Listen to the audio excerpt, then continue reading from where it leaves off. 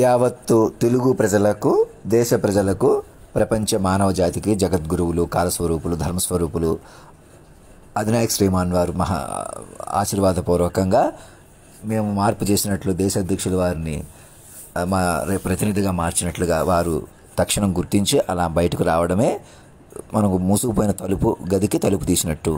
మీరెవరో ఇప్పుడు నేను చెప్పినట్టు నా మాట పట్టుకుని ఇంకా అరెస్ట్ వేల నుంచి ఏకకాలంలో బయటకు వచ్చేసేయాలి. ఇక్కడ గొడవలాగా ఎవరో ఒకరి పేరు చెప్తున్నారు, ఇద్దరు పేరు చెప్తున్నారు అని అలాగే ప్రతి ఊళ్ళో మారిపోమని నా మాట.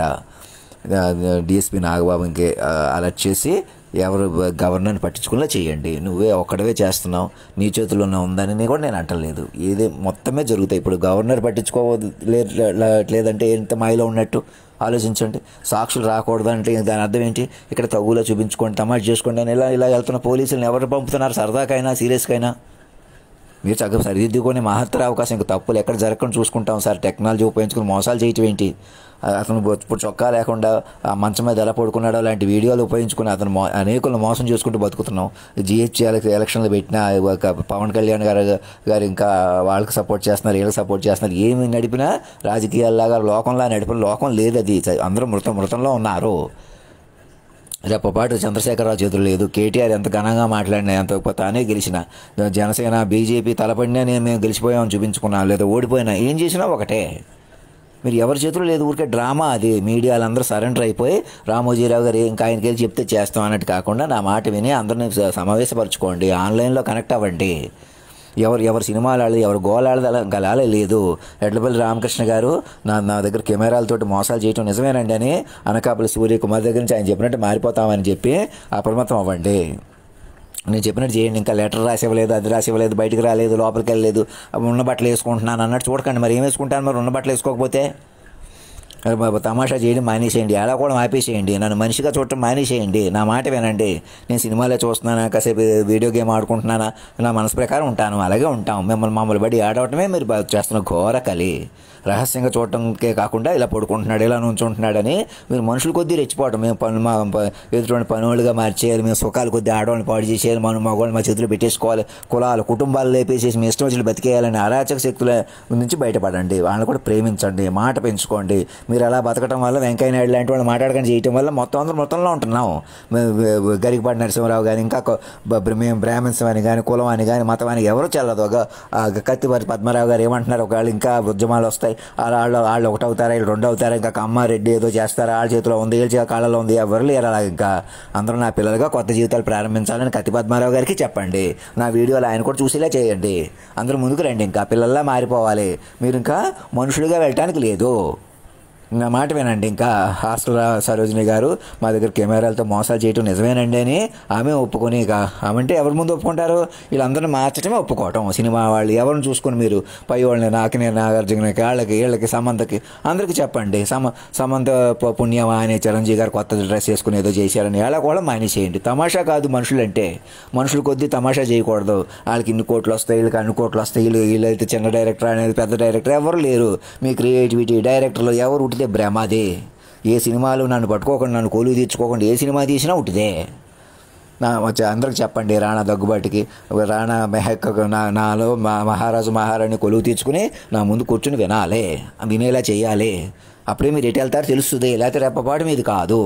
అమెరికా ప్రెసిడెంట్కి, కొత్తగా ఎన్నికైన వారికి, ట్రంప్కి అందరికీ మీరు నన్ను కొలువు తీరిస్తే ఏం చెప్పాలో చెబుతాను. అంతేగాని ఏమీ లేదు. ఇక్కడ మెసేజ్ ఏమీ చెప్పట్లేదు, ఏదో చెప్పడం కాదు. మీరు చెప్పుకోవాలి.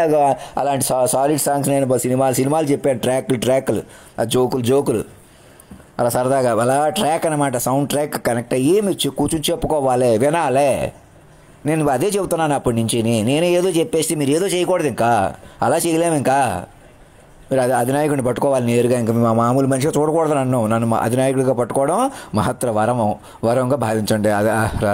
రాజారత్నం గారి పిల్లల్ని తిరుపతిలో రజనీ గారి పిల్లల్ని అందరినీ ఒకటి చేయండి, ఇంక మోసాలు ఆపండి, వాళ్ళు 10 రెట్లు ఓదార్చండి. ఎవరెవరినో అవమానించారో చిన్నవాళ్ళని కొట్టడం తిట్టడం లాంటివి చేసి పెద్దవాళ్ళని భయపెట్టి అనేక రకాల మోసాలన్నీ ఆపండి. అండ్ వాళ్ళు సెక్స్ పాడు చేసేసి మీ సెక్స్ ఎంజాయ్ చేసేయాలి, కుర్రోళ్ళు కూడా రెచ్చగొట్టేయాలి, మేము ఇలాగే ఉండాలి అలాగే ఉండాలని కుర్రోళ్ళు కూడా తప్పది. మాట పెంచుకోవాలి. ప్రతి ఇంట్లో, ప్రతి ఊళ్ళో, ప్రతి విద్యాలయాల్లో, ప్రతి విశ్వవిద్యాలయాల్లో, ప్రతి కాలేజీల్లో గ్రూపులు కానీ తగాదాలు కానీ ఎంత ప్రమాదకరమో మీకే తెలియదు. ఇంత మోసానికి అరాచకాలే కారణం. అందరూ ప్రేమగా ఉండేలా చూసుకోండి. మోసం చేసుకున్న పెళ్ళిళ్ళు కూడా సరిదిద్దుకోండి. వాళ్ళు ఎవరు బ్యాంక్ అకౌంట్ వాళ్ళది, ఎవరు వాళ్ళకి ఆస్తులు కాజేశారా, డబ్బులు కాజేశారా, పోన్లేండి, వాళ్ళు మనుషులుగా గౌరవించండి చాలు. బయట అందరూ ముందుకు వచ్చేలా చూసుకోండి. ఇంకా నా మాట వినండి. మనుషులు కొద్ది రెచ్చిపోవడం, రెచ్చగట్టుకోవడం, మీరు మృతంలో ఉండిపోవడమే కాకుండా వెనక్కి తొక్కేసుకోమని వ్యక్తిగత గొడవలా చూపించట్లేదు, పక్కకి రావట్లేదు, వెనక్కి రావట్లేదు అని ఎవడు మీరు రెచ్చగొడుతున్నా ప్రమాదానికే ప్రమాదం. మీరు ఇంకా మృతం పెంచేసుకుంటున్నారు. అందరూ ఒకటి అవ్వండి. నేను ప్రమాదం అంటే ప్రమాదం అని రెచ్చిపోవటం అదే మీ ఘోర కలిగి కారణం అండి. డిఎస్పీ నాగబాబు లాంటి వాళ్ళు, హాస్టల్ రామకృష్ణ లాంటి వాళ్ళు ఇప్పటికైనా అప్రమత్తం అవ్వండి. మీరు నా పిల్లలుగా మారిపోయి మీరు గౌరవాన్ని మీరే పెంచేసుకోండి. మీరే చెప్పేయండి, వినేయండి, అందరినీ చెప్పేలాగా వినేలా చేసుకోండి. ముఖ్యమంత్రి చంద్రశేఖర్ రావుని, జగన్మోహన్ రెడ్డిని, గురువుల్ని, ఆధ్యాత్మిక గురువుల్ని, పీఠాధిపతుల్ని, గృహస్థ గురువుల్ని అందరూ కూర్చొని చెప్పుకునేలా వినేలా చేయండి. మీరు కూడా మైండ్తో పట్టుకుంటే ఎలాంటి వ్యసనాల నుంచి బయటకు వచ్చేస్తారు. అది ఏం ప్రాబ్లం కాదు. మీరు తవ్విని పోయి మీరు భయపడకుండా నన్ను భయపెట్టడం, ఇంకోళ్ళు భయపెట్టడం అలాంటి పనులు మానుకోండి. ఎవరికి వాళ్ళే మంచి చేయండి, చెడు చేయకండి. జస్టిస్ రమణ గారికి చెప్పండి, సిట్టింగ్ జడ్జెస్ సరెండర్ అయిపోయి అధినాయక భవన్ దర్బార్ స్టార్ట్ చేస్తేనే పాత కేసులన్నీ కొట్టేసుకుని కొత్త జీవితాలు ప్రారంభించాలి. వాదనల కొద్దీ, కేసుల కొద్దీ, గొడవల కొద్దీ భయపెట్టాలి. ఎదుటి మన చేతిలో ఉండాలి, కాళ్ళలో ఉండాలి, అలా లేదు. అధినాయకుడిని పెంచుకోవాలి మీరు కూర్చొని చెప్పుకొని. అలా పెంచుకోవడం వల్ల రియల్ ఎస్టేట్ కంటే, మీ డబ్బుల కంటే మీ ఆయుష్, ప్రాణాలు ఏమవుతాయో కూడా తెలుస్తాయి.